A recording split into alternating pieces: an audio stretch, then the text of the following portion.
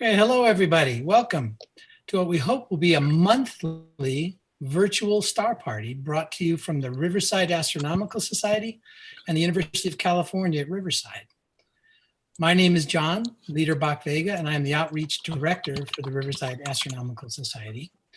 And I'll sort of be your MC for the evening for the next hour or so. And we will have a variety of different things we're going to be showing you and teaching you, showing you different things about the sky and telescopes and such. And just a little bit about me. I am not an astronomer. I have had no professional training in astronomy.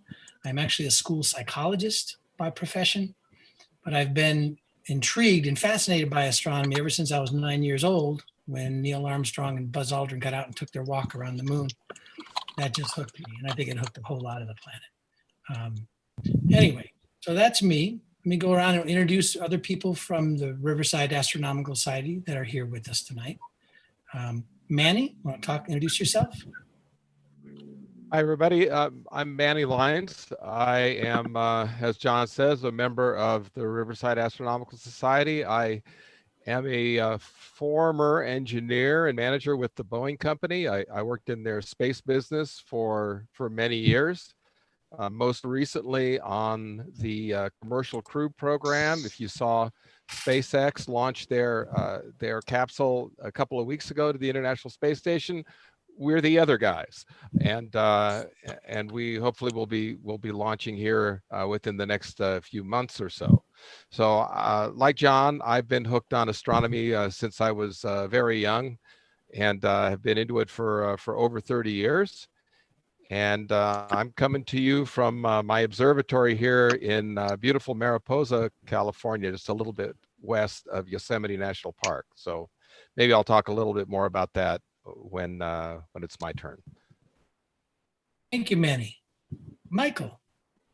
Hello, everyone. Let me share my screen real quick. I'll talk about what I have here. How do I do that? Oh, yeah, here we go. So my name is Michael Fields, and I am a member of Riverside Astronomical Society, and I was asked to come along here with you guys to show images of the night sky through my telescope, as you can see here. I originally became interested in astronomy after being forced to take a science credit at college, where you had to pick something, and I said, you know what? This college has a planetarium. I wanted to sit in the chair and look up at the false sky and have fun in the air conditioning, and so I took astronomy. Fell in love with it, and as soon as I can afford my own telescope, I purchased one. That was 20 years ago or so, and now I'm on to this one, as you can see here in the screen share. This is a refractor, 140 millimeter in aperture. It's got a focal length of about 980 millimeters with a F ratio of F7. This little red thing here on the back is a cooled CMOS camera. This is not the current setup that I have. This is a little Barlow I took off earlier today for this, for tonight, but this was yesterday. And of course, this is the mount here that it goes on. And so, yeah, I'll be showing, oops, don't want to show it yet. Too early. I'll be showing live views of the night sky.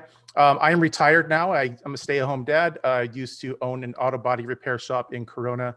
I retired a couple of years back, sold the business, and my wife is a teacher, so I get to stay home and watch Netflix all day. And that's about it. Thank you, Michael. Thank you. Randy. Oh, I gotta stop sharing my screen.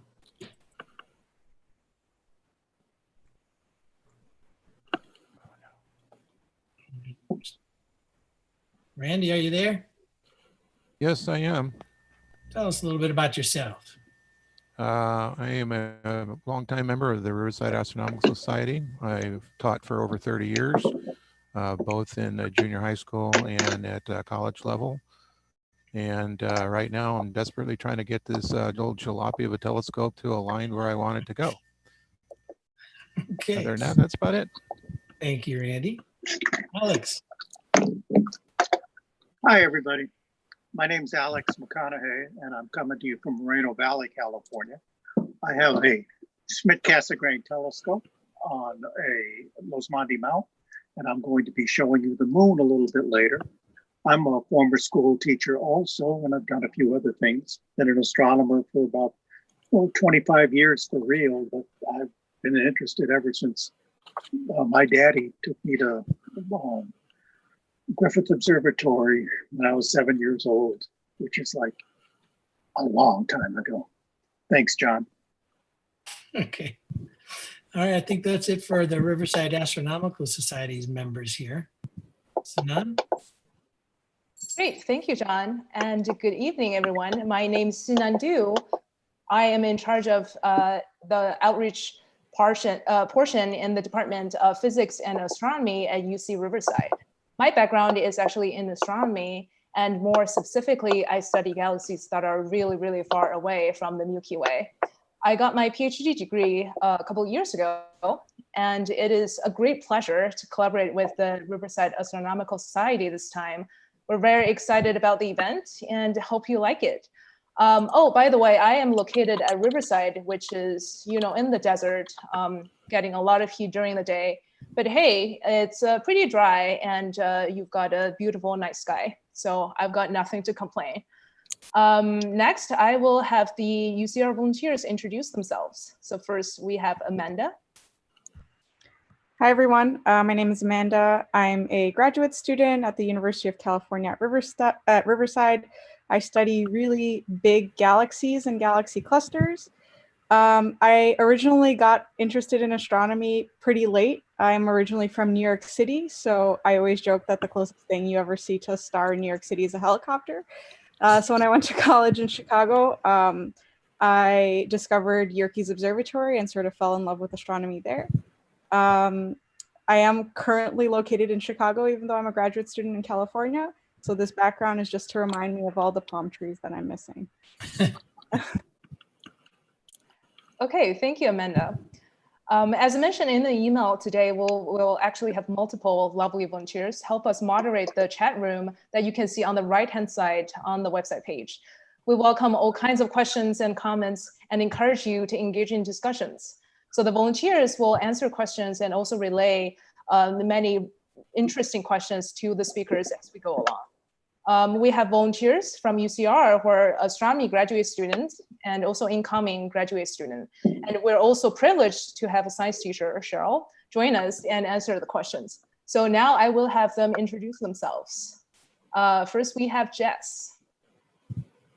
Hey everyone, I'm Jess Stoppel. I am a graduate student at the University of California at Riverside. I am located in Riverside, and I study star clusters and galaxy formation. And I have been a huge fan of all things astronomy and space since like forever. So I'm really excited for all of this. Great, thanks, Jess. Next, we have Garrett.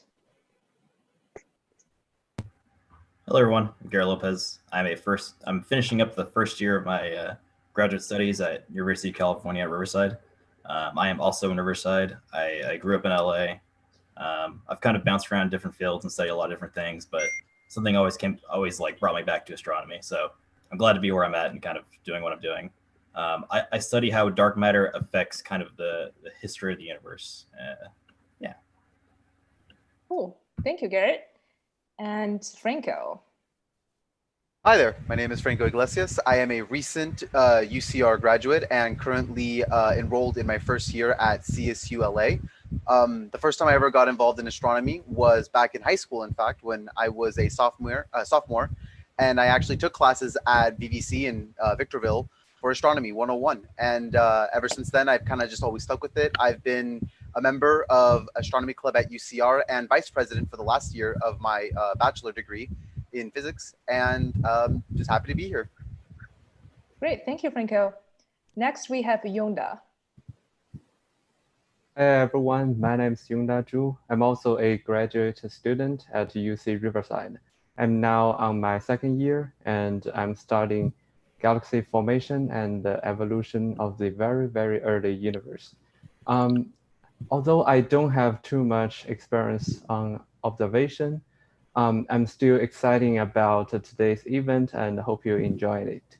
And I'm also very glad to answer questions on some aspects you are interested in.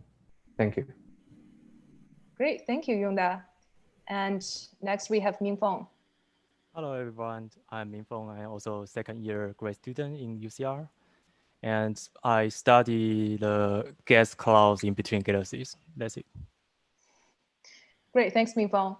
And finally, last but not least, we have Cheryl, who is a RAS member and also a former science teacher, if I remember correctly, right? Pretty close. My name is Cheryl Wilcox. I am a middle school teacher, a couple of years left probably in teaching here.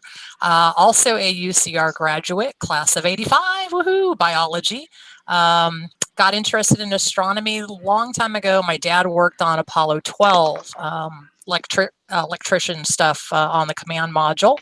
I've been a member of the Riverside Astronomical Society for a little over 30 years now. The past 4 years or so, I've been a member of the RAS outreach team, and tonight I'll be helping answer your questions in the YouTube chat. Thank you very much, Cheryl. And I think that's everybody. Some of you may know that this is our first virtual stargazing party, and we're very grateful that you're here with us tonight. So we would certainly love to collect your feedback on how we did, either good or bad, at this event, so that we could improve next time and keep bringing astronomy and science to everyone. We will be sending an anonymous survey to your registered email after this event, hopefully by the end of the week. Thank you. And now I'll give it back to John. Great. Okay, so here's the way the evening's going to go. We are going to learn about, there's quite a bit of diversity up in the night sky. There's not just a bunch of pinpoints of light that we call stars. There's all kinds of things up there. And we have several different kinds of things that we'll be showing you tonight and telling you about. We're going to learn about actually view through some telescopes. Now, in the pre-pandemic era, we would have had you sitting right next to us here, looking through our telescopes and talking to you directly. But being things the way they are, we have to have some social distancing here. So we have telescopes set up showing you things in the sky, and we will be able to show you images that those telescopes are gathering on cameras. So it'll be live or nearly live views of the night sky. And then, of course, as you think you already have learned, many of you, is that we also have a chat room going where we encourage you to write us questions and comments, and we'll try and respond to you as best we can over the course of the night. So without further ado, I'm going to do a little sharing of my screen, and we're going to go to the night sky. Here we have a software program that allows me on my computer to simulate the night sky tonight, tomorrow, next year, whatever. And so what I want to bring up as a concept tonight, so you see the night sky, right? Here we have the moon. Here we have different constellations that are connected by these little blue lines. The interesting thing I want to point out, though, is this orange line. It goes right through a whole bunch of different constellations. And that line is called the ecliptic. What's special about the ecliptic is that it passes through all the signs of the zodiac, as you may notice, Leo, Virgo, Libra. And that's how the ecliptic got kind of famous in terms of astrologers, because what it turns out is that everything in the solar system, or just about everything in the solar system, follows this line through the sky. So the sun, the moon, the planets, everything follows along this line. So if you wind up seeing some bright thing way over here, you know it can't be a planet because it's nowhere near the ecliptic. And so here we have the moon on its way down. So you hear this red W here at the bottom of the screen. So that's the western part of the sky, the western horizon. So pretty soon the moon will be set down below the horizon. If we go to the opposite side of the sky, we see the ecliptic in the east. And I'm going to accelerate the passage of time a little bit here and watch what happens along the ecliptic there pretty soon. We see Jupiter rising, followed very closely by Saturn. So later on tonight, Jupiter and Saturn will be in the sky, but will be wrapped up and done before that happens. Anyway, the ecliptic is a pretty cool thing to be able to recognize in the sky, because that's where you find all the planets, the moon, the sun, things like that. So without further ado, we're going to talk about the constellation Sagittarius. Now, most people, if you're familiar with the star lore, Sagittarius is, like a half man, half horse kind of creature that runs around with a bow and arrow. However, most amateur astronomers and maybe professional astronomers view Sagittarius as a teapot. And so here's the teapot, the lid of the pot, the handle of the pot, the spout of the pot. And coming out of the spot, sure enough, is steam. And Sinan's going to talk to us about that. Awesome. Thank you, John. Yes, I will be sharing with everyone a little bit more about what we know about the constellation Sagittarius and what's fun about it. So, all right. Well, a little bit of background information. Our sun is actually just one regular star out of 1 or 2 billion stars in the Milky Way galaxy. So our galaxy is a disk galaxy, and the solar system is located in the disk. It is not at the center or at the edge of the galaxy, but sort of like 2/3 out on a spiral arm. The center of the Milky Way is actually right here. And if, well, we typically call it the galactic center. And if we actually want to observe the galactic center or the center of the Milky Way, then we would need to look this way, which means we would have to look through many, many stars, a lot of gas and dust that's in between us and the galactic center. And if we are looking into the sky, then what you would see is basically like this. So John just introduced us to Sagittarius, and here is the galactic center. And of course, you would see also other constellations such as Scorpius next to it. So as I mentioned, if we are an observer in the galaxy, in the disk, then when we are looking into the galactic center, then we would have to go pass through a lot of gas and dust, and also go pass through a lot of stars. So those stars are actually what make up those constellations that we see. And this fuzzy Milky Way, as we typically call it in the sky, is the dust and gas that's in between us and the galactic center. So we actually believe that the galactic center has or holds a supermassive black hole. And it is believed to be in the constellation or near the constellation Sagittarius. So we typically refer to the supermassive black hole right here as the Sagittarius A star. And it is considered to be about 4 million times more massive than the sun. And just imagine how heavy 4 million suns all adds up together. So how do we actually know that it's 4 million times more massive if we can't even see the black hole? So that would actually be a very interesting question. As we know, we cannot directly observe the black hole through the telescope just because it is so massive and dense. So even light cannot escape if it is very close enough to the black hole. So that basically means any light, if any, emitted by the black hole cannot be captured by us, an observer on the Earth. And therefore, we basically just cannot get any information based on light from the black hole itself. However, they have mass and they will affect the motions of other stars and nearby objects through gravity. And that's exactly how we measure the mass of this black hole. So what you see here on the left is actually, it's not an animation, it's not a simulation, but it's actually a compilation of 21 years of real data. And all these colorful circles are orbits of different stars. And these dots are basically like fast or slowly moving stars. And by calculating the motion and the position of these stars, we estimated that the supermassive black hole at the center is about 4 million more massive than the sun. And as you can imagine, some of these stars are moving fairly slow, and we would actually require a pretty accurate measurement of their position in the sky. So what is exactly happening at the center and with the supermassive black hole?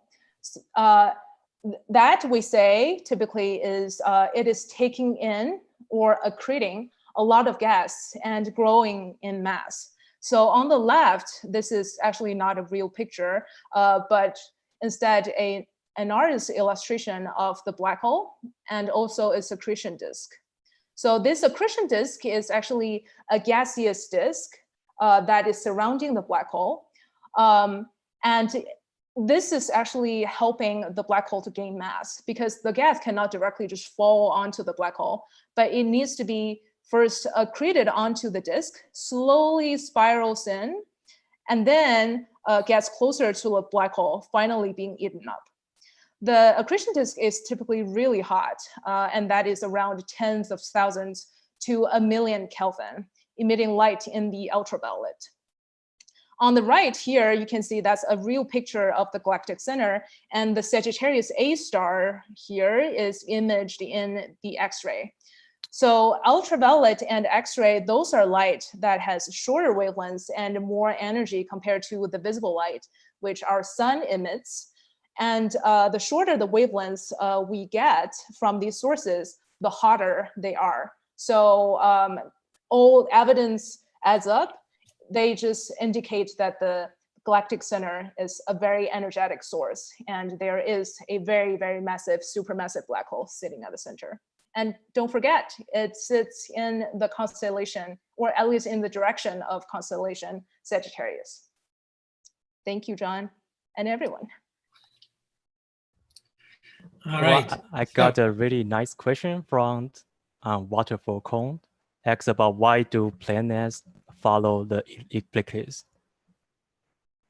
Why do planets follow the ecliptic? Yeah. Well, I could take that. Actually, I'll go back to getting ready to share my screen anyway. As we got a sense from Sinan just now that the galaxy is a flat disk, and as it spins, around the center of the galaxy, and our solar system is much the same. It's a flat disk for the most part that orbits, that everything spins around the sun in the center.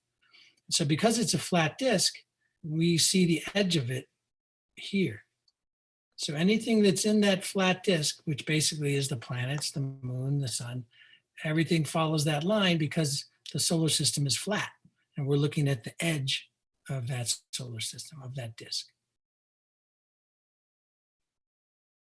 Okay. Now we're going to move on. We have, again, right now, the moon is along the ecliptic here in the constellation Leo. So if you were to go out tonight and take a peek up at the moon before it sets, you'll recognize, oh, that's the constellation Leo. Over here, next week on the 4th of July, when we'll all be outside looking up for fireworks, the moon will be in Sagittarius. So it'll have moved all the way across the sky over the course of the week. And speaking of the moon, Alex, what do you have for us? Hi, John. I'm going to get ready to share my screen, and I think everything's ready. If everything is working as it should be, you should be looking at our beautiful moon. It looks good. And you'll notice that there's little gray patches streaming over it. That happens to be the clouds that are coming over Moreno Valley right now. And I want to tell you a few things about the moon. And let's see. Here you can see what's called the terminator. Okay, that's this area right along here. And in this area, you can see that it's dark on one side and light on the other side. The terminator is where it is morning on the moon. I've been watching this for about an hour and a half tonight already. And because I've been watching it, I've seen the terminator actually moving a little bit. See this crater right here? When I first got here, it wasn't nearly bright along this edge. And kind of interesting the way it's kind of coming out. So that's one thing I wanted to tell you about. There's some other things I wanted to tell you about. Let's see. Got to minimize this a little bit. Here's a picture of the moon taking a little bit after the one that after now. As you know, the moon changes its size in the course of the month.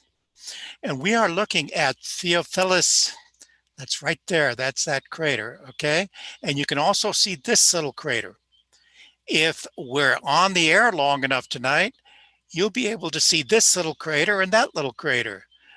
You'll see that they're named after, craters are named after scientists, astronomers, famous people in history and things like this. And they're formed generally when something big hit the moon and made an explosion and blasted things out of the way. And let me go back to showing you my picture of the moon. One of the things I wanted to point out to you, can you see the inset of the magnified version of this over on the side? You'll notice that there's a little dimple right in the side, right in the middle of the crater. And that's cool because something's hit the crater or hit the moon so hard that it pushed everything down and then it popped up right in the middle. Just like when you drop milk into a cup of milk, you drop a drop of milk in, it goes down and it just kind of bounces up a little bit. That's what's causing that little bright spot. By the way, these are not insignificant things. That crater, the walls that you see up here, see how that big white wall? That's probably the size of Mount San Gorgonio.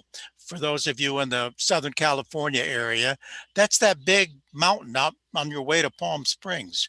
It's about 12 to 13,000 feet above the floor. The smallest thing we can see on the moon is probably the size of the Colosseum. Now, I've never figured out if that's the Roman Colosseum, the LA Colosseum, or what, but that gives you an idea of about what you can see. Moving the telescope around a little bit to get the moon back where it belongs, and you can see the clouds are continuing to come over. You see these big gray areas? They're called mare. And mares are a Latin word for sea. And that's because they looked like seas or oceans or lakes. And this one right here is called the Sea of Tranquility. And right over here, you can't see it, but that's where Apollo 11 landed. So there's lots of things to see on the moon, and look up all the time and you can see them. You'll notice that since we've started talking tonight, other things have started to show up further up here on the moon. Okay. And as we go on, if you come back in an hour, even more of this will be opened up. Anyway, that's my presentation of the moon for the night. I hope you enjoyed it. I'll turn it back to John. Thank you, Alex. So are there any more questions from the chat room that need to be addressed? I received a good question from Amber Sophia. Why does the moon have holes? Well, Alex, I you can wanna look at answer that? that to some extent. Let me go back to sharing the screen. Click, share, and let's get rid of that big old thing. What's happened is that there are lots of things out in outer space, asteroids, comets, rocks, and they're flying around out there. That was particularly true a long time ago when the moon had just formed and the whole solar system was forming. Well, the moon had formed, it was sitting up there, and a rock hit it, a great big rock hit it. Lots of rocks hit it. And if you go to the beach with the big rock and you throw the rock into the sand, you'll notice that that sand blasts all over the place. And that's exactly what you have there. You have a hole created by something hitting the moon very hard, very fast. Thank you. That's it. Great. Thank you, Alex. All right. So let's move on. We're going to talk about a different constellation. In this case, we're going to look not just at one star, but a cluster of many, many stars. and that's in the constellation Hercules. Hercules, see this green Z here on the screen? That represents what's called the zenith, or the point of the sky directly overhead. So you see Hercules is pretty much straight up in the sky right now. You can recognize it from this strange little box that's called the keystone. That's the chest of Hercules. He's a broad-chested kind of guy. And right along the line here, you'll see a pretty amazing cluster of stars that Randy's going to tell you about. Randy, take it away. All right, let's see if my screen will show up here. I hit share. And I don't see my screen. Well, I see it. You have a nice cluster of stars there on your screen when we see it. That's a photo. Oh, okay. I don't see my live photo.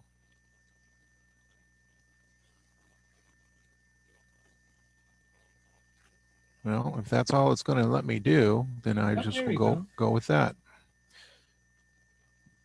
Okay, this is M13. You can tell it's a large kind of a ball or sphere of stars. These stars in here are actually quite unique. They're some of the oldest stars that are still around in our galaxy, are actually in the universe. This is quite often a favorite of amateur astronomers. It's usually one of the first ones that they discover. You can see this with the binoculars, actually a little smudge in the keystone that you showed there.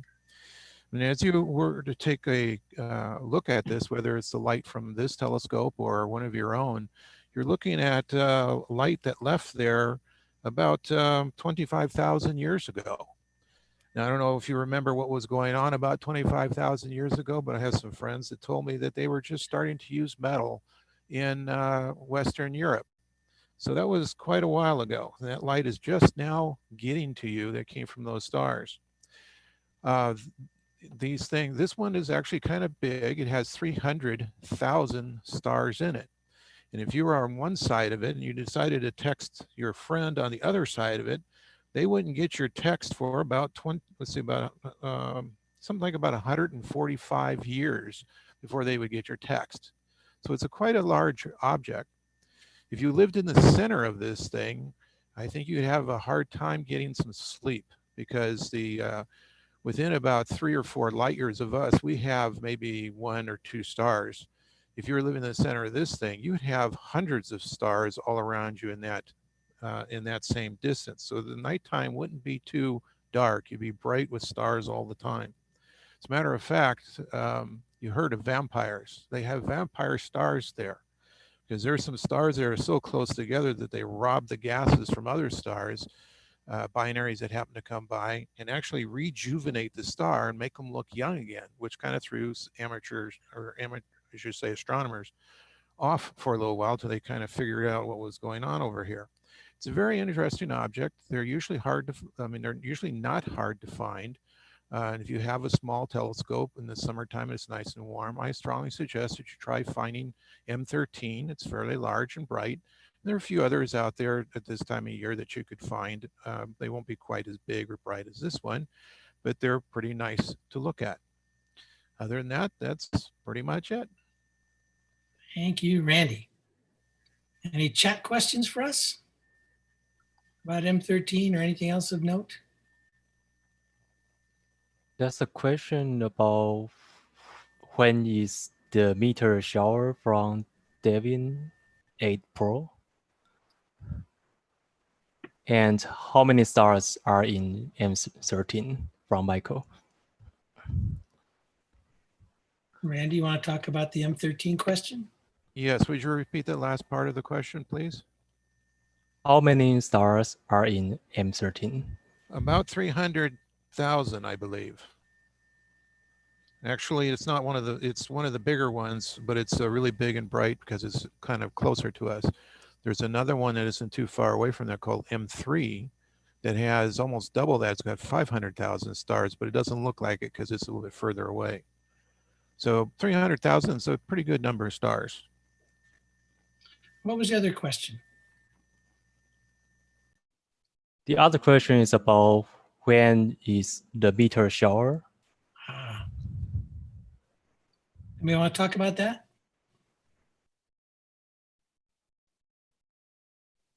Well, I'll say a little bit about that, that there's not so much the meteor shower. There's many meteor showers that occur like clockwork all year long. And the idea is that when comets come flying through our solar system and loop around the sun and take off again, they leave behind a bunch of dust as they go. And eventually the Earth circles in its lazy way around the sun, passes through that dust. And the dust then gets superheated by the Earth's atmosphere as it flies in.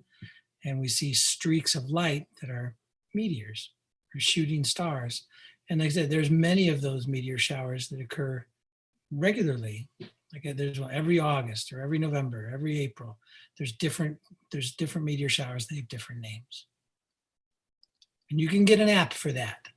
It'll tell you exactly when each meteor shower is going to be and how good it'll be. Because if it says sheet meteor showers happening when there's a full moon, you won't really see many meteors. As opposed to if there's no moon in the sky, chances are good and you'll see some. Okay. All right, so I'm going to take you back up into space here. And now we're going to fly over to the north. Actually, before we go to the north, we'll go to the east. So here we have, as everyone's pretty much heard, I believe, that the sun rises in the east and sets in the west. And indeed, pretty much everything in the sky rises in the east and sets in the west. So again, I'm going to advance the passage of time here. So looking at the east, you see from stars emerging from below the eastern horizon as time goes by and getting higher and higher in the sky. So things are rising in the east. And if we go around to the west, and we again advance the passage of time, speed it up a bit, you'll see how stars indeed are setting in the west, just like the sun does. Now there's an exception to this rule. Now, if we go to the north, and we find the North Star, and the way to do that is most people recognize this group of stars, which we call here in America, we call it the Big Dipper. And the Big Dipper's got a handle, Big Dipper has a bowl, and the two stars at the end of the bowl point you to the North Star. That star, we call it the North Star or Polaris, is special because it does not move when all the other stars do.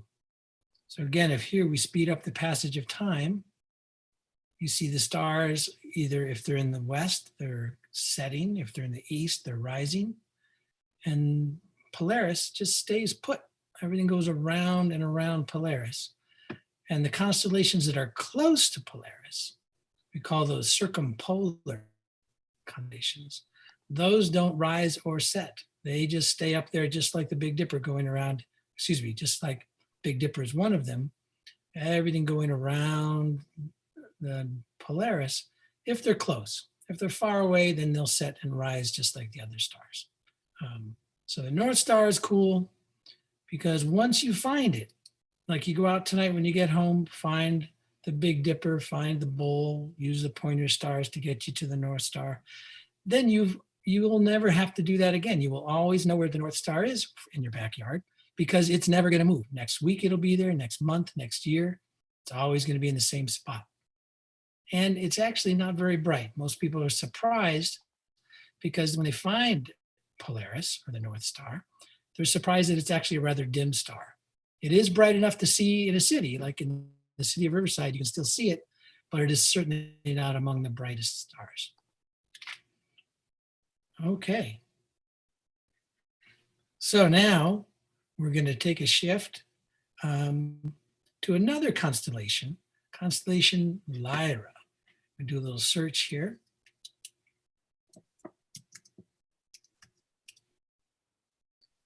And you remember Hercules. We talked about Hercules a little bit ago. Right next to Hercules is the constellation Lyra or Harp. And it's a little box shape that's actually not too hard to see because those stars are relatively bright. Vega, the brightest star in the constellation, is quite bright. It's among one of the brightest stars in the whole sky. But what we're talking about here is this little star right here that forms a nice little triangle. And that we call the double-double, and you'll see why. Sinan, you want to talk a little bit about that? Yes, sure. Thank you, John.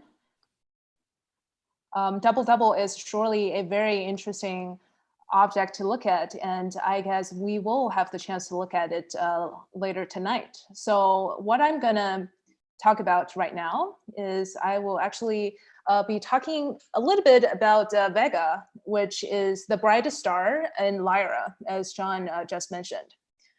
One fun fact I found about it was that Vega was once the polar star. It was the case 12,000 BC, in 12,000 BC, and it will again be the case in about another 12,000 years. So why did we have Vega as the Polarius, and now we have the North Star? And this is because of a phenomenon we call the precession of the Earth, which basically describes the orientation of the Earth's rotational axis that is experiencing a slow, continuous, but predictable change caused by gravity. I know what I just said might not make a lot of sense, and here is how I'm going to break it down. So we know that the Earth is almost a sphere, but due to centrifugal force caused by the Earth's rotation, the Earth is actually slightly flattened along the equator. So it's thicker across the equator. And we call the difference between the equatorial and polar diameters the equatorial bulges. So it's almost like two bulges that's formed on the equator. This deviation, as you can see from the numbers here, is not large at all. So that's about 0.3%. And at the same time, we also need to know that the Earth's equator is actually having about 5-degree tilt with respect to the moon's orbit. So they're not perfectly aligned. And how is that going to affect the Earth's rotational axis? So in an ideal case where the Earth is perfectly spherical, the moon just moves around the tilted plane and everything will be balanced. So the gravitational force will be symmetric. But now imagine that the Earth is actually flattened a little bit, but not in the same plane as the moon's orbit, right? So whenever now the moon is trying to orbit, it actually feels different gravitational tugs from the Earth just because of this uneven mass distribution, just because of this deviation from a perfect sphere. And that would actually exert a torque, which is a fancy word, but that's basically an asymmetric effect on the Earth's rotational axis. So this yellow arrow is actually the rotational axis of Earth. So the torque is pulling these axes slightly off center and causing it to move with respect to its original axis, which should be like not moving in the center. So because of the Earth's precession, now we are seeing that the North Star, or the projection of the North Pole, is actually rotating or evolving in the regions of different regions of the sky. And I know we'll be talking about double-double, which is a super interesting system. And before that, we will just take a look at double stars. So a double star, or a visual double, is just a pair of stars that only appear close to each other as you view from the Earth to the sky. So one example would be what John just introduced, the Big Dipper. And many don't know that the second from the last star on the handle here, it's actually a double star. It's not only a single one. So Alcor and Mizar, those are very nearly located to each other. And actually in the ancient times, sometimes people just use them to test their eyesight. So if you're able to, see them with your naked eye, that there are two different stars, then you have like exceptional good eyesight. And I would recommend that next time you go out and have a chance to look for Big Dipper, try to see whether you could see them as two stars. Well, I know I cannot. When there are two stars appear very close in the sky, there are actually questions about whether they are in fact close to each other in a three-dimensional space, or if they are actually pretty far away from each other, because remember, we can't really just see by eye how far away they are from the Earth. So all we see is just a projection onto the sky, right? So there could be different scenarios. One would be what we call the optical double, which happens to be a chance alignment in the line of sight that two different stars are just super close to each other in the sky. They're not actually interacting with each other, but they just appear to be in the same region of the sky. And the other scenario, where these two stars indeed close to each other in the 3D space and interacting through gravity, we call them binary stars. So they are actually in mutual orbits. And these two pictures show when they're viewed from different angles. And when we refer to one star, say like now we focus on this yellow star, the other one, we typically call it the companion. So this blue one would be the yellow star's companion star. And lastly, it is quite interesting, at least to me, that at least 50% of the stars are in a binary system or in a system with 3 or more stars. For example, the double-double we will be looking at, that is a perfect illustration of a multi-star system. The fraction with multi-star system is even larger and sometimes thought to be about 90% when we are even talking about more massive stars than the sun. And some of you might be curious, what if our sun was a binary star, right? And especially, this is especially interesting if we know, like 70% of all stars have a planet of Earth size or larger in the orbit. So our sun is actually quite an anomaly that is just by itself. And what we would see on Earth might be, in different scenarios. So the Earth might be orbiting the binary star system as a whole. It might actually be closely orbiting one star, and this star is following a mutual orbit with the other binary companion. Or it's sort of like in the middle and maybe does a figure 8 orbit. But note that only the Earth, only the first two cases will provide Earth a stable orbit, because in the third case, when the Earth is in the middle, the orbit is actually not very stable, and Earth would be very easily just ejected out of the system whenever there was some very small and random gravitational changes. So, just to imagine what we would see if our sun was in a binary system. These are probably, like all the pictures you would take right during sunset, which I thought was pretty fun. All right, thank you. Thank you, Sinan. Okay, let's take a look at some of these binary stars. Mike, what do you got for us?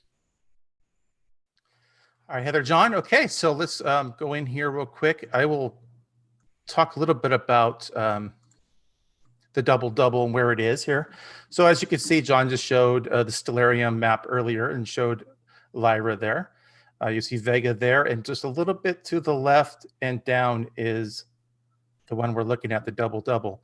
Now, if I were to eliminate the artwork, leaving just the constellation lines, and then if I even remove those, we'll zoom in here. Actually, let's pretend for a moment that we're sitting on our grass outside. If you look up, you'd only see a single star. So once instruments got better, we were able to, of course, zoom in and see that we were actually looking at a double star. Now, these two double stars are actually gravitationally bound to each other. They have an orbit of a few 100,000 years.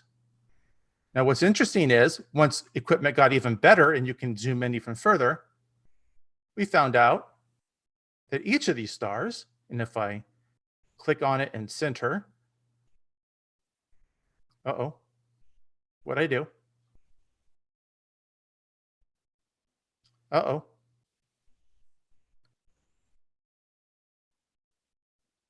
That thing really zoomed out really fast. But we don't need to look at it anyways. But anyways, each one of those stars, let's just go search for Lyra real quick. There we go, back to where I was. Okay, so if we zoom into each one, and I have to actually click on it and say center, or it'll actually move off because the Earth is moving. Each of these is actually 2 stars. Same with this one. And we'll go ahead and center that one.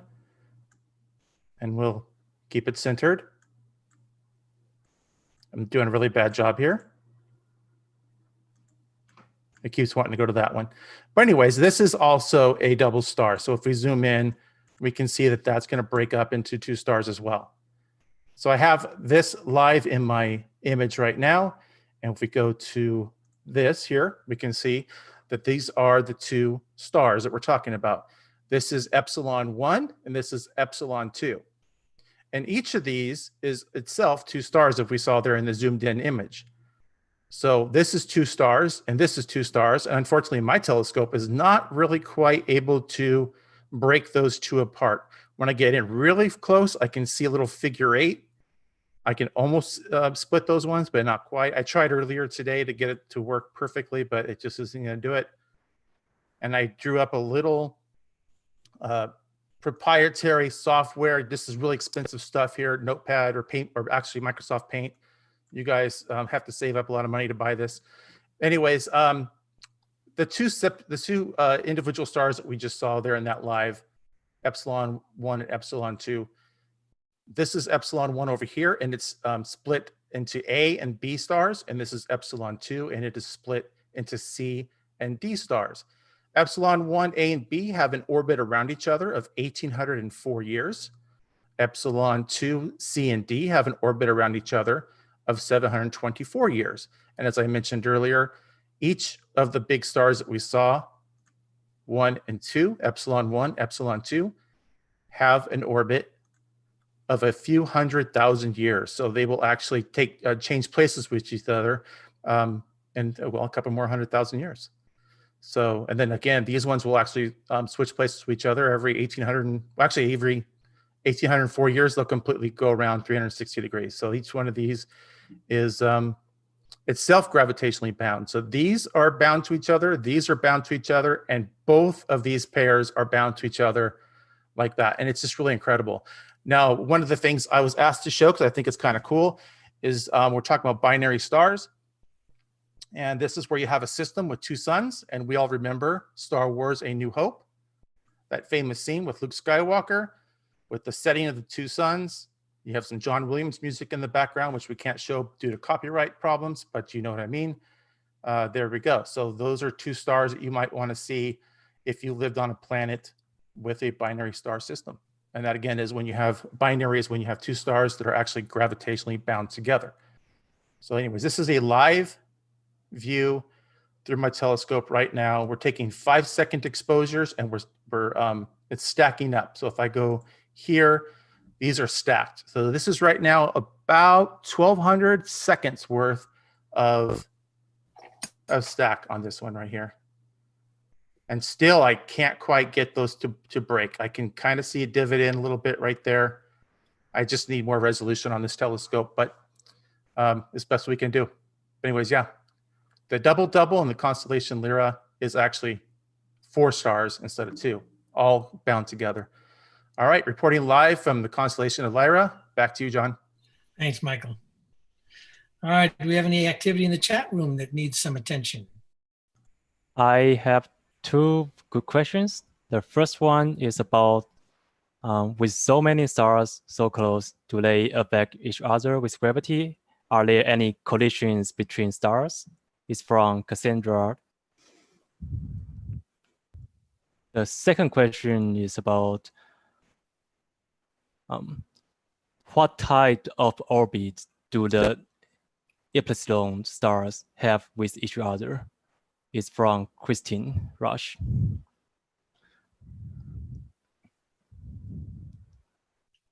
Who wants to field the first one about how gravity interacts with the stars and do they ever collide with each other? I can take that one. I'm not sure whether that was asked when we were looking at the globular clusters, but normally, like either in a multi-star system or in a globular cluster, the stars are gravitationally bounded, meaning that they are affecting each other through gravity. And sometimes, if they are super close to each other, and they could collide. And if there are, some other objects coming into the system, perturbing the entire gravity a little bit, there might be some major collisions too. So yeah, everything is possible. And in a globular cluster environment, the stars are not only, well, I guess they are affecting each other mainly through gravity.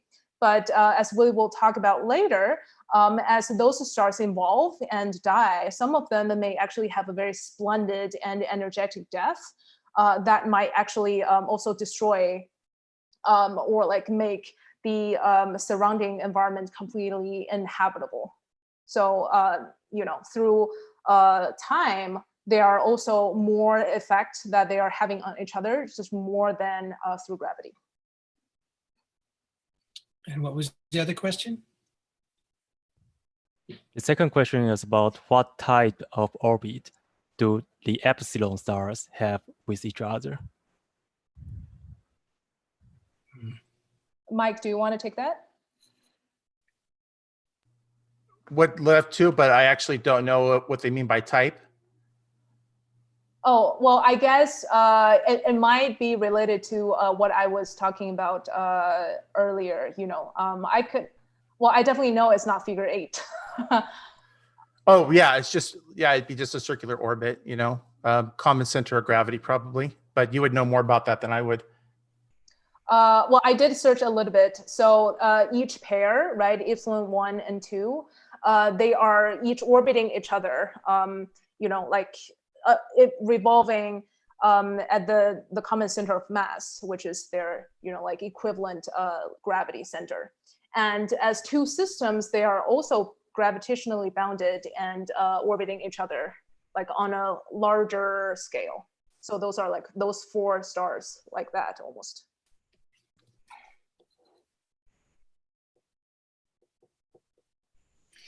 Okay, let's move along. We're gonna have our final constellation of the evening tonight is Ursa Major. We're gonna zip over to that. And right off the bat, we see a portion of Ursa Major, which should be familiar to you by now, which we call the Big Dipper. The Big Dipper is an asterism, or a group of stars within a constellation, kind of a subset of stars that makes up its own little pattern. So we don't usually think about this big bear. We usually think about a part of the stars that are the Big Dipper. And in particular, we're looking at a couple different targets here within the Big Dipper. But before we do that, Sinan, you want to talk to us a little? Yes, thank you, John. This time I would actually like to switch gear a little bit and talk about some of the end stages of a star. So we are actually going to talk about white dwarfs. So remember we said that Vega, the star Vega in constellation Lyra, it is the brightest star in the constellation. Many don't know that Vega is actually not a living star, but rather a stellar corpse. It's called white dwarf. So white dwarfs are very small and super dense. They are typically the size of a planet like Earth, but weighs as massive or as much as our sun. So one teaspoon of the material on white dwarf would weigh about 15 metric tons, which is, about 3 adult elephants. And that is a lot. And what I'm showing here is how a star would go about and go through its entire life sequence and finally end up dying. As for a sun-like star, it will actually end up being a white dwarf plus a planetary nebula, which we will also talk about and have a chance to see what it looks like. So for white dwarfs, and unlike living stars, they don't have any ongoing internal energy sources. So once they have radiated away all the leftover heat from before, they will just cool down forever and become a black dwarf, after which they will never be able to be observed and seen. And so how does a star die? When it leaves and when everything goes very well, we know that gravity and heat pressure balances each other. So gravity is trying to pull things inward, and the heat pressure is constantly pushing things outward. So this makes a star structurally stable, and we call it the main sequence when hydrogen is steadily being burned to form helium at the core. The star typically spends about 90% of its lifetime, total lifetime on main sequence. And for our sun, that's about 10 billion years. Larger and heavier stars, they are brighter so that they use up their fuel at the core much faster. And hence, they have a shorter lifespan. When a sun-like star dies, meaning that it has already used up all the available hydrogen fuel at the core, the star will expand in size, getting really puffed up, and will be at least 100 times larger than in its current size. So we call this stage the red giant phase. After another billion years or so in the red giant phase, the star will eventually eject the very puffy outer layer as the planetary nebula, which is a shell of hot, tenuous, and also ionized gas that's expelled into the surrounding space. The central dense core is left as the white dwarf.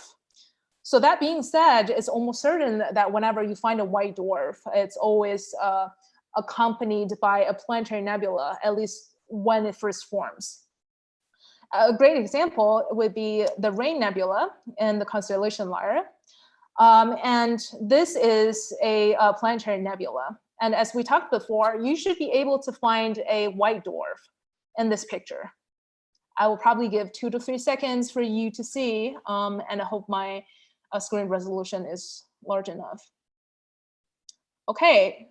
Well, this is actually the white dwarf. It is super tiny that sometimes you even doubt, oh, whether that's just a bad pixel or bad spot of the image. But here it is. Remember, it's only the size of the Earth, but it's almost the mass of our sun. And finally, what will happen to our sun? Well, it will die and turn into a white dwarf for sure. But we don't really need to worry about that until another 5 billion years, because now it is a very healthy star, almost middle-aged, and in about another 5 billion years, it will turn into a red giant.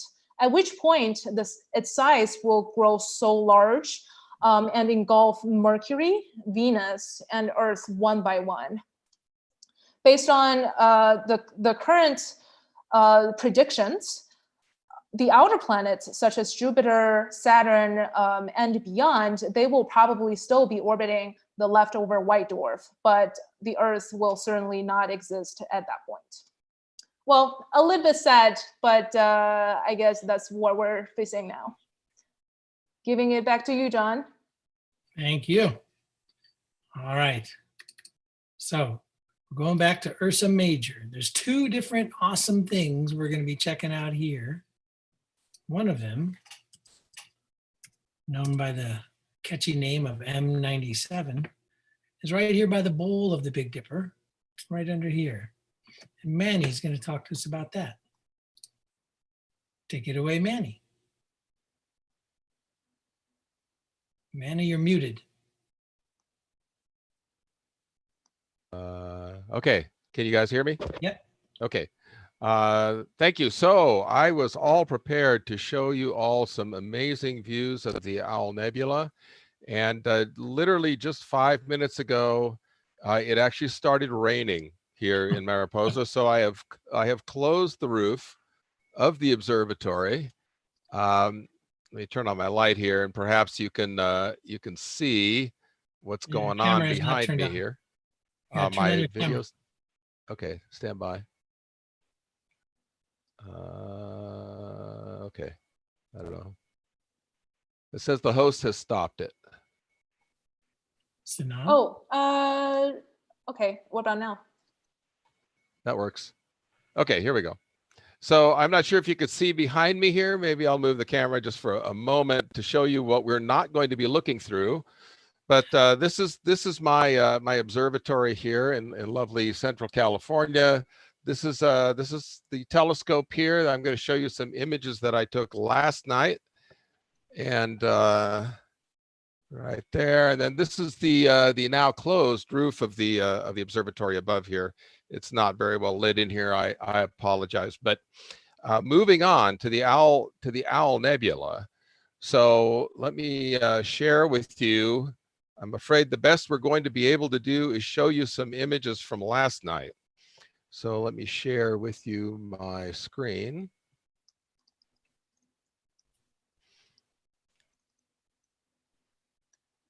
Are you able to see that? Not yet.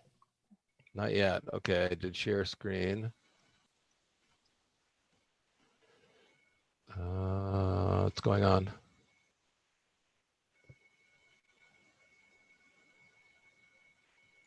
Okay, not sure why it's not sharing.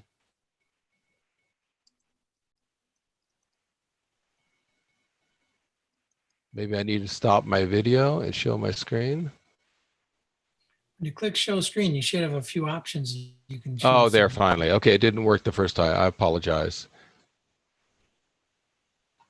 Okay, so what we're looking at here, hopefully you can now see this. Yep. This is an image that I took yesterday, and you'll see here this picture right here. This is about 2 degrees across. So if you can imagine 4 full moons across the screen, you get a sense of how wide this field of view is. And you'll see there are 2 things in the screen here. There's this little elongated smudge here, which is actually a galaxy, which is called the Surfboard Galaxy. But we really want to talk mostly about this little guy here, which is M97. And you may have heard tonight the term M several times. And M stands for Messier, a man by the name of Charles Messier, who was a French astronomer, and he was interested in finding comets. And he used to have a great deal of difficulty sometimes finding these comets because there were all of these fuzzy things in the sky that he initially thought were comets, and then it turns out that, well, they're in the same place every night, night after night, year after year, and he had been fooled. And so he had finally had enough of that, and so he created a catalog called the Messier catalog. And there are, I believe, 110 different objects in this catalog.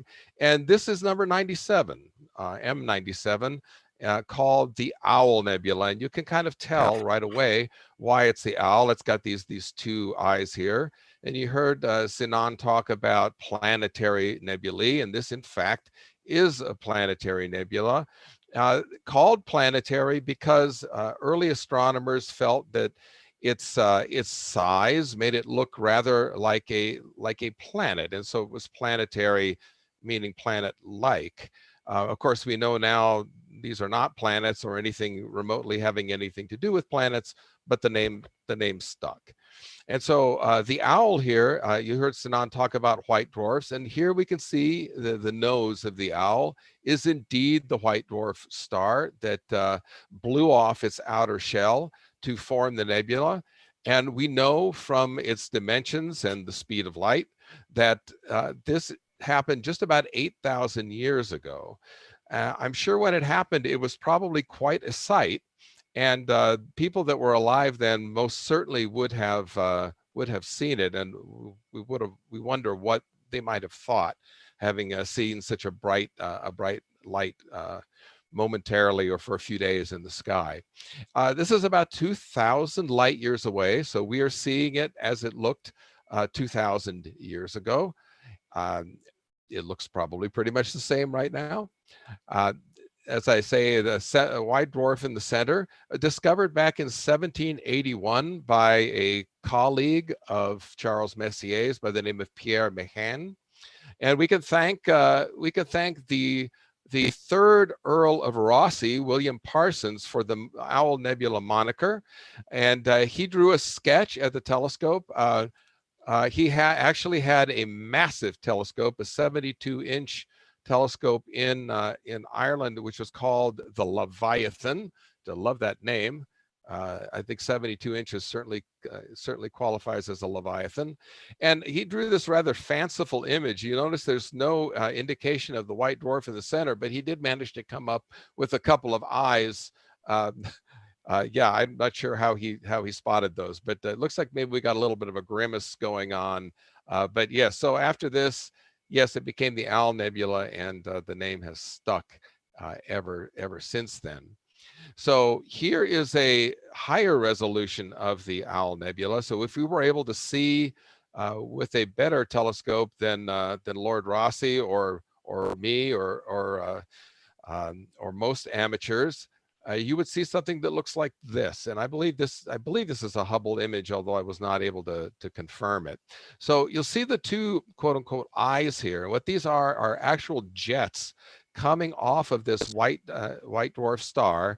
That's a common phenomena of planetary nebula. And there is dust mixed in with these jets, and so that accounts for the darkening and the fact that we see these eye sockets. So, you know, those that are fans of Nightmare Before Christmas, I would call this the Jack Skellington nebula. I like those big eye sockets there, kind of reminiscent of that to me. So anyhow, this is as I say, a couple thousand light years away, well within our galaxy, and so quote unquote just in our backyard. But still 2,000 years for the light from this little object to reach us. So I think that's about all I have about the owl there, John. Thank you, Manny. I think we do have a question from the chat room about this, about our color imaging.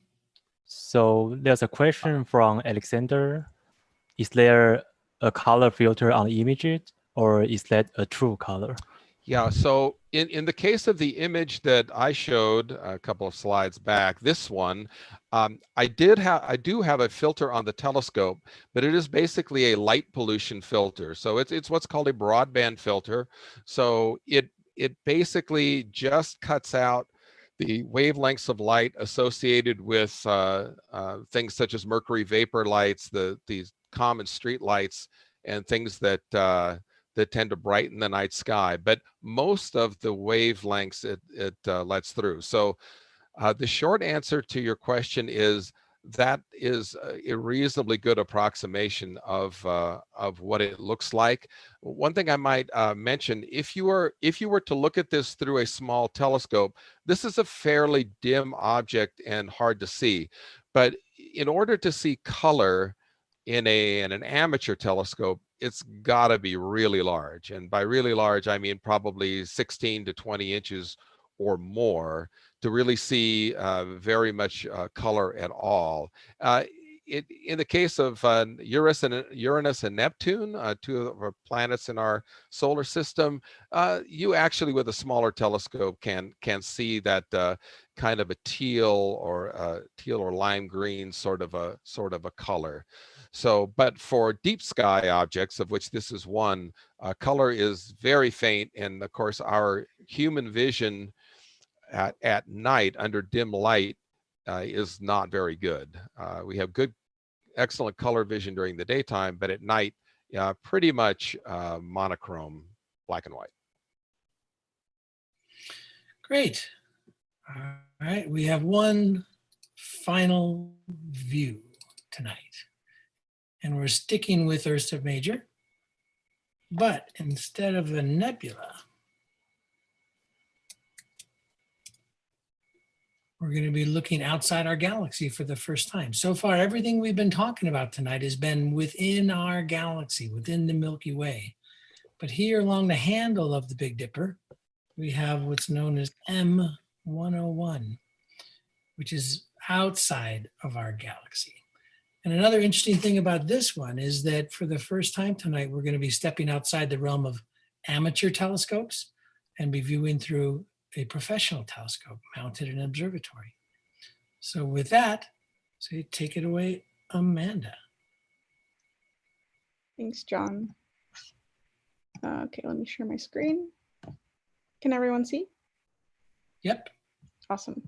Okay, so hi everyone. Today I will be observing with the Stone Edge Observatory, which contains a 0.5 meter diameter mirror in Sonoma, California. I thought it would be fun to show you what the observatory looked like first. So if you want to follow along, please feel free to go to stoneedgeobservatory.com. So this is what the dome and the observatory itself looks like. It does look really big, but we only use it for remote observing. That means that there's not really enough space inside for someone to physically go in and observe. We only observe remotely. So just some fun, quick facts about the observatory and about the telescope is that if we go to the FAQ, it has a field of view of around 0.5 degree by 0.5 degree. So approximately the whole moon will fit into an image. We use 6 different filters. So there are 3 filters that are called broadband, which let in a lot of light, and 3 filters which are called narrowband, which let in little amounts of light. And depending on which filter we put, we can learn a lot about the physics and the evolution of the object that we're looking at. So in this case, we're going to be looking at a galaxy. For example, if you look at this H alpha filter, which lets in little amounts of light, it's just a fancy name for a filter that tells you about where stars are forming in the galaxy or in the object that you're looking at. So it's really cool because you can basically pick out the stellar nurseries in your galaxy where stars are being born. Okay, so I'm going to stop sharing this view and let me share the interface if I can find it.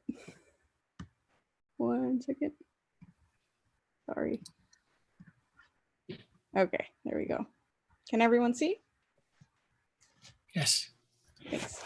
Okay, so the way we interface with the telescope or the way we connect to the telescope is through an application on Slack, which is basically an app that teams use to communicate with each other.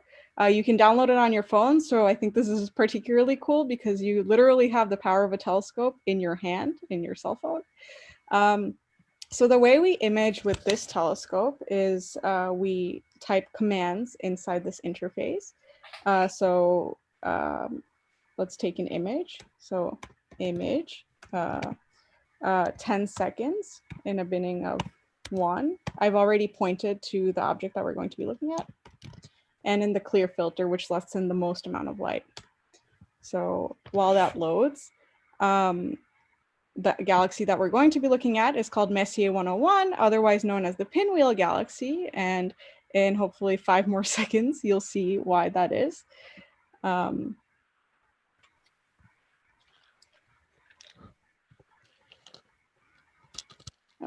here we go.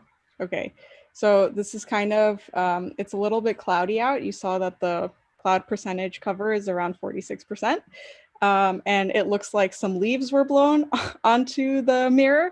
This is the one downside of using a remotely operated telescope, that you can't just like blow off the leaves off of your mirror. You kind of have to just wait for the wind to do it, or someone will have to go out there by themselves. So here's the galaxy. Before we start talking about it, let me just put another exposure to run. You can kind of see faintly why this is called the Pinwheel Galaxy. Like John said, now that everyone is equipped with knowing where the Big Dipper is, it's located right above the Big Dipper handle, and you can kind of spot the Big Dipper and look up, you probably won't be able to see the galaxy itself, but you'll at least know where we're pointing to. It is a large spiral galaxy, so it has around 1 trillion stars. That's around 2 times bigger than our own Milky Way spiral galaxy, and our Milky Way galaxy is already considered to be really big. It looks symmetric, kind of, but it's hard to see here. Let me maybe pull up a better image. So here's an image that we took last week.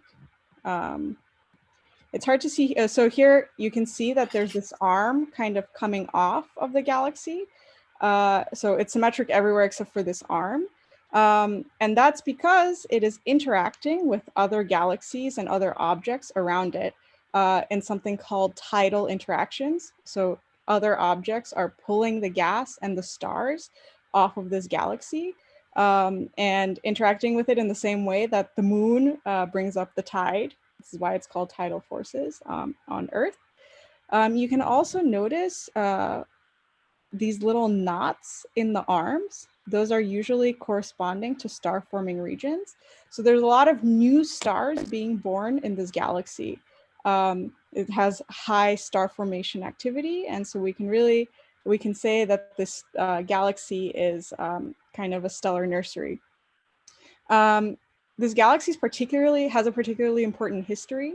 It was discovered in the 19th century, or it was studied in the 19th century by Earl Ross. And it was one of the first where spiral structure was first discovered. So this is one of the first galaxies where we were really able to see spiral structures, which is interesting because just 100 years earlier, Pierre Méchain, who first cataloged this galaxy, named it as a nebula without a star. And it's ironic because we now know that it contains 1 trillion stars. So it's, I think, pretty incredible to see how far our instruments have come since way back then. Okay, so, oh, here we go. We got a pretty good image. So this image was just taken live at 12:22 a.m. in Chicago.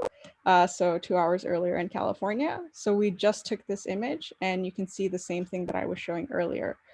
I also previously took the same image in this H alpha filter, which I mentioned tells us where the stars are forming.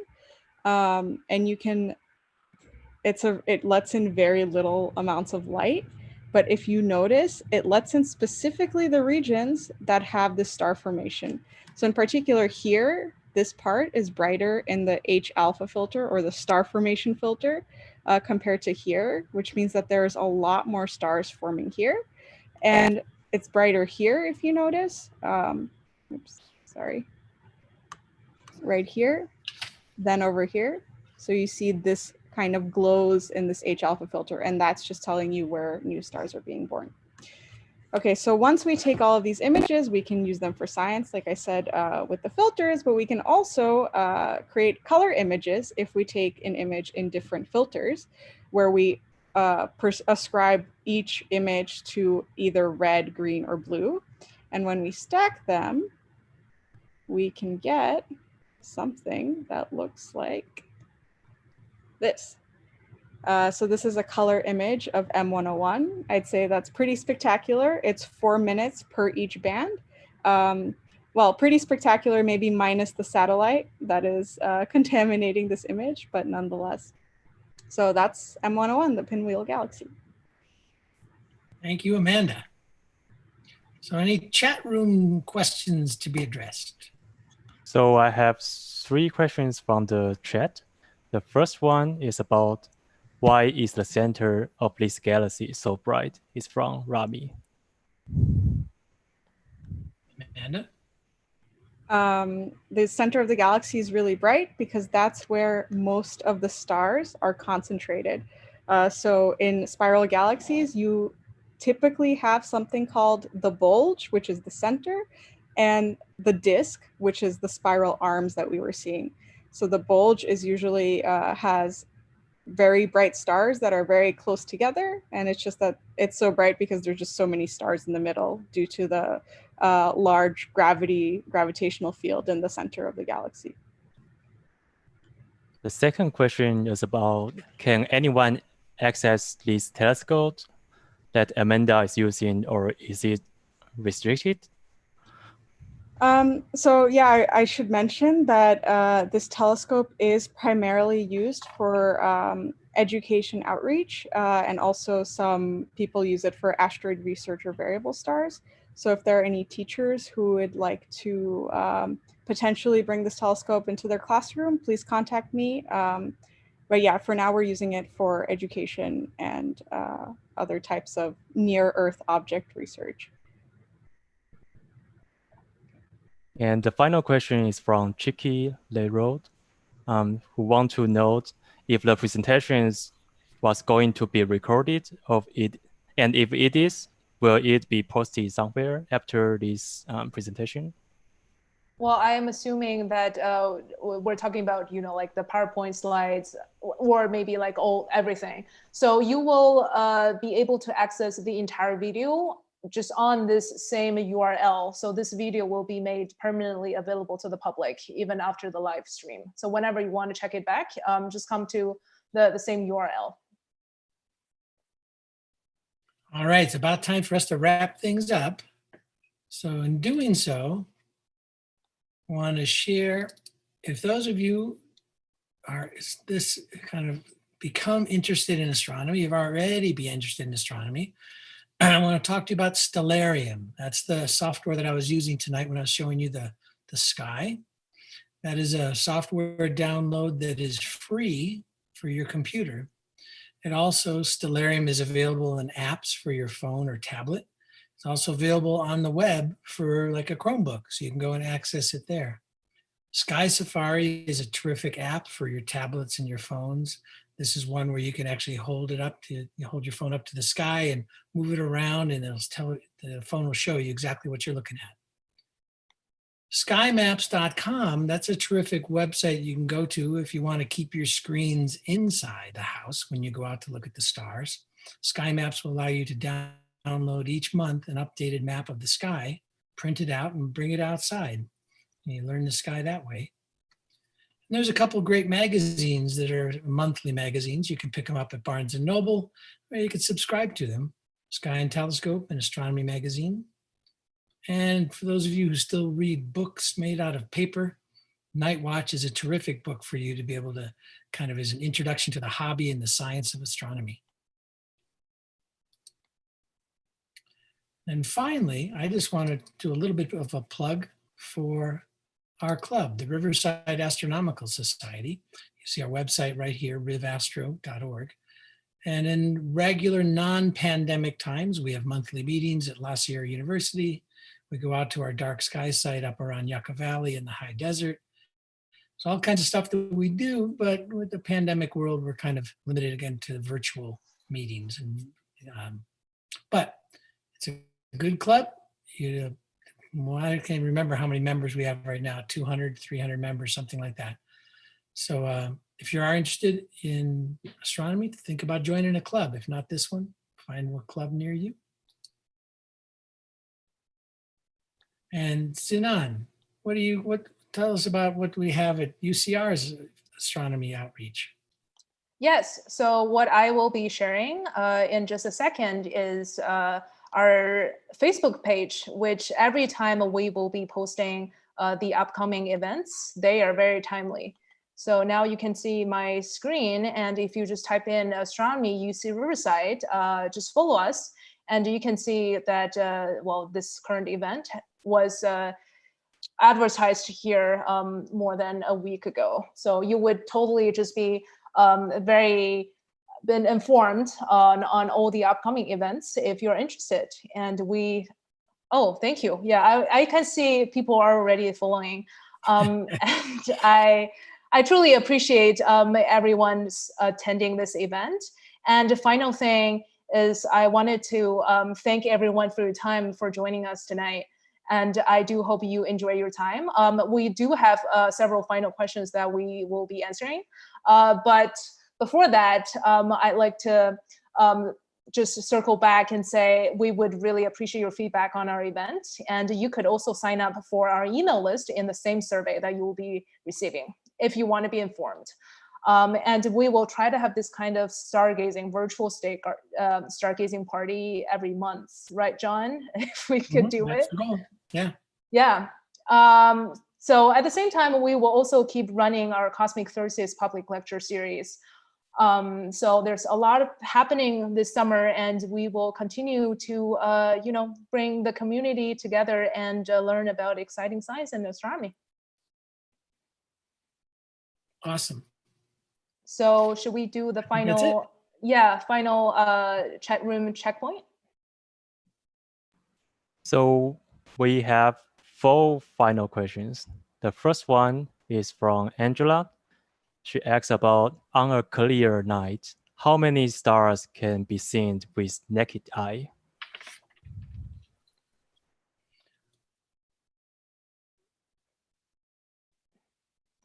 Well, anybody want to take that? I'll take it then. I can Largely talk that about depends that if on you where like. you live. Alex? John, I can talk about that if you like. Sure, go for it. It depends on where you are. There are billions of stars up there.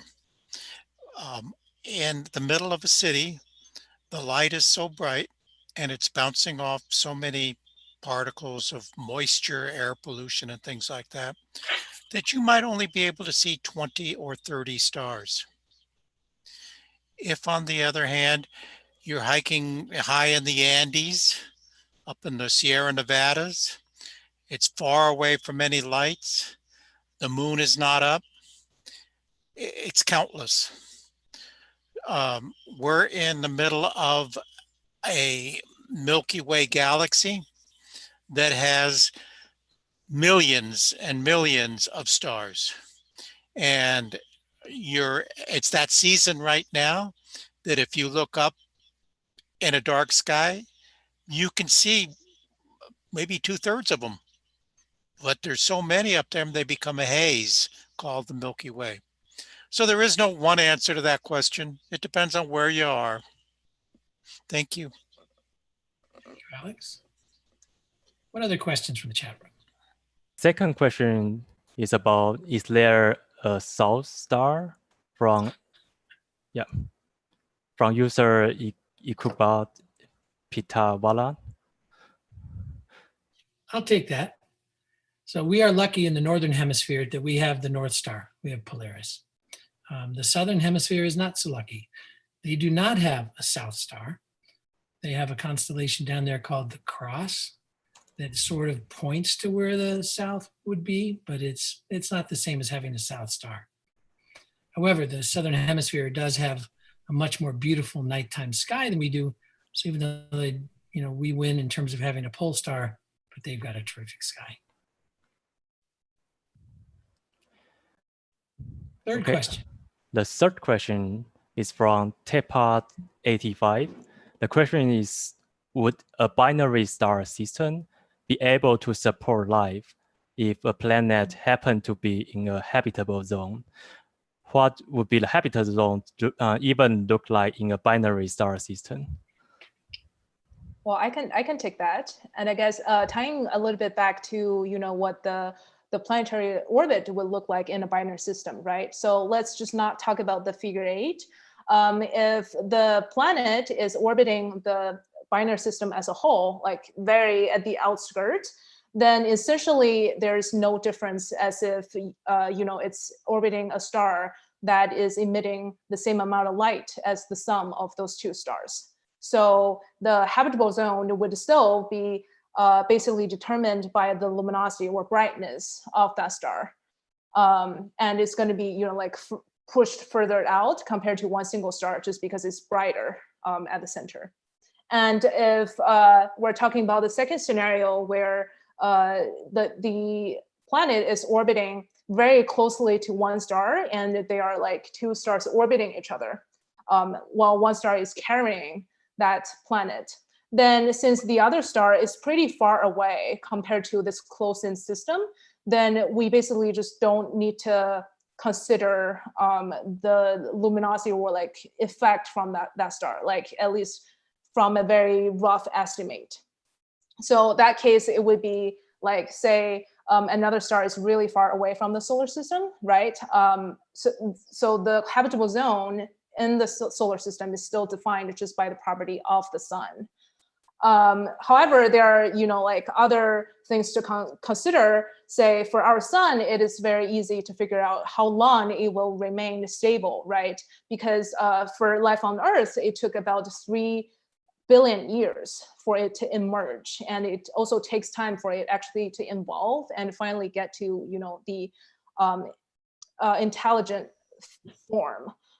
So if a star by itself, it runs or use up its central fuel too quickly, that there's not even enough time for life to develop on a very close by planet, then there's almost just no possibility of life. Or if our study or knowledge of life is completely wrong based on our only data point on Earth, there might be other possibilities, but that's basically what we know. We only have one data point.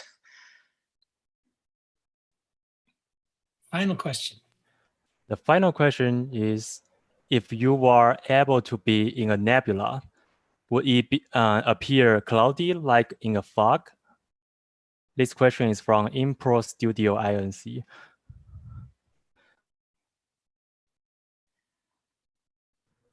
Anybody?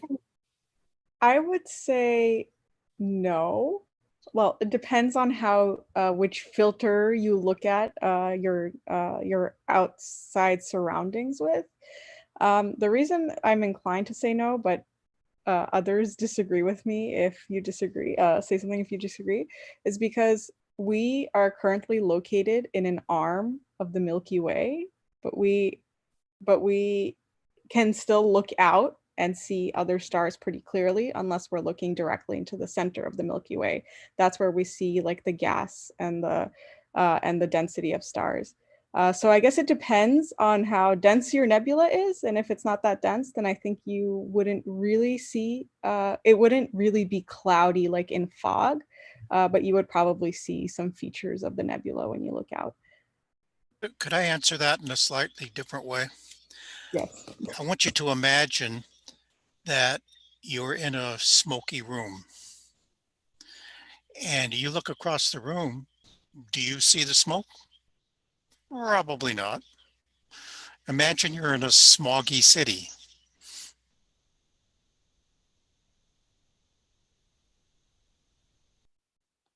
I think you might have frozen up, Alex. Long distance, you might see that kind of thing. So Froze up again, Alex.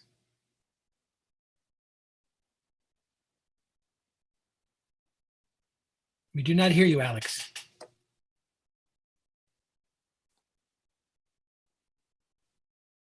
Well, maybe we won't hear Alex. Well, okay, yeah, it might be Alex's. Oh, Alex? yes, I'm back. I don't know. I just appeared for a while. These things that you're looking at, these gas clouds, the actual number of particles of gas and dust is still on the order of just a few per cubic meter. So you're just not going to see much of anything until you get very, very far away. Then the total collection of gas might be seen. And that's my answer. That's a different way of answering it. It agrees completely with what Amanda just said. Okay.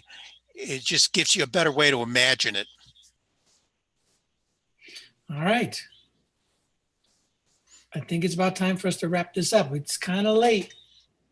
So this took a while, but I think we got some good stuff, good questions, some neat stuff up in the sky through the telescopes. It's a good night. Great. And I'd like to thank everyone again for joining us live. I know at the peak, we had around 600 people watching at the same time. So yeah, that is what a crowd. So thank you everyone and have a good night.